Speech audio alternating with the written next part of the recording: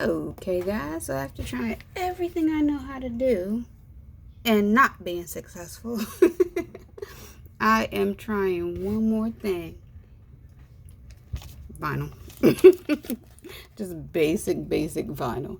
So I'm just going to put that on. Scrape, scrape, scrape. Scrape some more. And monogram. So after all of that, all of the fun, all the experimenting, that's what works. Basic permanent vinyl. So this was a lot of fun, a lot of experimenting, a lot of burning stuff up, but at least I know infusible ink will not stick, at least for me. Lamination will not stick. It pull right off, at least for me. And probably if I didn't have all this damage to it, it may have been a little better. But permanent vinyl will do the job.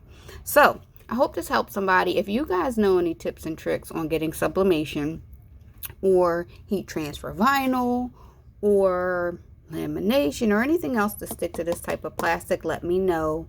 Remember to like, comment, and subscribe, and you guys have a great day.